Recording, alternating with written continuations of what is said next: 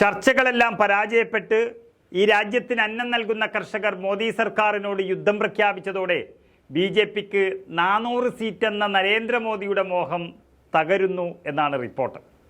രാമക്ഷേത്ര നിർമ്മാണം മുതൽ നിയമസഭാ തെരഞ്ഞെടുപ്പിലെ വിജയം വരെയുള്ള കണക്കുകൂട്ടലുകളും അതുകൂടാതെ ജനങ്ങളുടെ അടുത്ത് കാണിക്കാനുള്ള കുറച്ച് പൊങ്ങച്ചവുമെല്ലാം കൂട്ടിച്ചേർത്താണ് 400 സീറ്റ് എന്ന കാര്യം മോദി പറഞ്ഞത്. പക്ഷേ അപ്രതീക്ഷിതമായി വന്ന തിരിച്ചടി, അതും രാജ്യത്തിന് അന്നം നൽകുന്ന കർഷകരുടെ ഭാഗത്തു നിന്നായതോടെ നരേന്ദ്രമോദി അക്ഷരാർത്ഥത്തിൽ ഞെട്ടി. മോദിയെ തോൽപ്പിക്കാൻ പരസ്യമായി കർഷകർ ആഹ്വാനം നടത്തിയാൽ BJP ഇരുന്ന് കരയേണ്ടി വരും. 60-70% വരും ഈ രാജ്യത്തെ കർഷകർ. ഏത് വർഗീയ കാർഡിനും BJPയെ അപ്പോൾ രക്ഷിക്കാൻ ആകില്ല. ഒരിക്കൽ വലിയ രീതിയിൽ മുന്നേറ്റം നടത്തിയ രാജ്യത്തെ കർഷകരെ അതിദാരുണമായി കൊല ചെയ്തതും ബുദ്ധിമുട്ടിച്ചതുമെല്ലാം നമ്മൾ കണ്ടതാണ്. എന്നിട്ടും പരാജയപ്പെടാതെ കർഷകർ സമരം നിർത്തി. എന്നാൽ ഇത് പൂർവാധികം ശക്തിയോടെ തന്നെയാണ് കർഷകർ രാജ്യ തലസ്ഥാനത്തേക്ക് വന്നിരിക്കുന്നത്. ആവശ്യങ്ങൾ നിറവേറ്റും വരെ സമരത്തിൽ നിന്നും പിന്മാറില്ല എന്നാണ് കർഷകർ അറിയിച്ചിരിക്കുന്നത്. ദേശീയ തലസ്ഥാനത്തേക്ക് പ്രവേശിക്കുന്നത് തടയാൻ അതിർത്തികൾ അടച്ചിരിക്കുന്നതിനാൽ മാസങ്ങളോളം നീണ്ടു നിൽക്കുന്ന റേഷനും ഡീസലുമൊക്കെ കരുതിക്കൊണ്ട് തന്നെയാണ് കർഷകർ രാജ്യ തലസ്ഥാനത്തേക്ക് എത്തിയിരിക്കുന്നത്. ട്രാക്ടറുകളും ട്രോളികളും ഉപയോഗിച്ച് നടത്തുന്ന മാർച്ച് പരാജയപ്പെടുത്താൻ ഡീസൽ നൽകുന്നില്ല എന്നാണ് കർഷകർ ഇപ്പോൾ ആരോപണം ഉന്നയിക്കുന്നത്. ആദ്യം തന്നെ കർഷക സമരത്തെ പരാജയപ്പെടുത്താനുള്ള നീക്കങ്ങൾ സർക്കാർ ആരംഭിച്ചു എന്നത് വളരെ വ്യക്തമാണ്. കണ്ണീർവാതകവും ജലപീരങ്കിയുമൊക്കെ പ്രയോഗിച്ച് കർഷകരെ തുരത്താനാണ് ശ്രമിക്കുന്നത്. കുറച്ചു കാലം മുൻപ് നടത്തിയ ഐതിഹാസികമായ സമരങ്ങളുടെ അനുഭവങ്ങളിൽ നിന്നും പാഠം ഉൾക്കൊണ്ടുകൊണ്ട് കർഷകരെല്ലാം കരുതിക്കൂട്ടി തന്നെയാണ് യുദ്ധമുഖത്തേക്ക് ഇറങ്ങിയിരിക്കുന്നത്.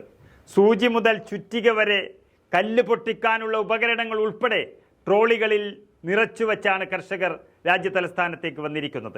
6 മാസത്തെ റേഷൻ സാധനങ്ങളുമായിട്ടാണ് അവർ ഗ്രാമം വിട്ടു വന്നിരിക്കുന്നത്. മറ്റുള്ള സംസ്ഥാനങ്ങളിൽ നിന്നും വന്നിട്ടുള്ള സഹോദരങ്ങൾക്ക് നൽകാനുള്ള ഡീസലും തങ്ങളുടെ കയ്യിലുണ്ട് എന്നാണ് പഞ്ചാബിലെ കർഷകർ പറഞ്ഞിരിക്കുന്നത്. തങ്ങളുടെ ആവശ്യങ്ങൾ നിറവേറ്റുന്നതുവരെ സമരത്തിൽ നിന്ന് പിന്മാറില്ല എന്ന് കർഷകർ ഉറപ്പിച്ചു പറയുന്നു. കഴിഞ്ഞ തവണ 13 മാസം തുടർച്ചയായി സമരം നടത്തിയപ്പോൾ പല കാര്യങ്ങളും അംഗീകരിച്ചുകൊണ്ടും വാഗ്ദാനങ്ങൾ നൽകിയുമാണ് കേന്ദ്രം സമരം അവസാനിപ്പിക്കാൻ പറഞ്ഞത്. ആവശ്യങ്ങൾ നിറവേറ്റുമെന്ന് ഉറപ്പ് നൽകിയിരുന്നു. പക്ഷേ സർക്കാർ വാഗ്ദാനം പാലിച്ചില്ല. എന്നാൽ ഇത്തവണ തങ്ങളുടെ എല്ലാ ആവശ്യങ്ങളും അംഗീകരിച്ചതിന് ശേഷം മാത്രമേ ഇവിടുന്ന് തിരിച്ചു പോകൂ എന്നാണ് കർഷകർ ഒന്നടങ്കം എടുത്തിരിക്കുന്ന തീരുമാനം. അതായത് 2 മാസത്തിനുള്ളിൽ രാജ്യത്ത് ലോക്സഭാ തെരഞ്ഞെടുപ്പ് നടക്കുകയാണ്.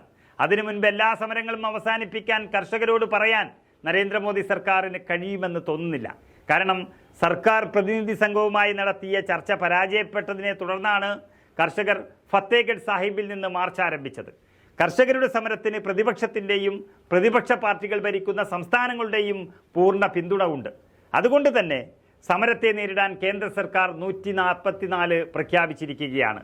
20,000-ഓളം കർഷകർ 2000 ട്രാക്ടറുകളുമായി ഡൽഹിയിലേക്ക് മാർച്ച് ചെയ്യുകയാണ്. ഏതായാലും 6 മാസത്തെ തയ്യാറെടുപ്പുകളുമായി സമരത്തിനെത്തിയ ഈ രാജ്യത്തിൻ്റെ അന്നദാതാക്കൾ പിന്മാറില്ല എന്നുറപ്പാണ്. എന്നാൽ 2 മാസത്തിനുള്ളിൽ തെരഞ്ഞെടുപ്പ് നടക്കുമ്പോൾ BJPയും നരേന്ദ്രമോദിയും കൈമലർത്തുകയാണ്.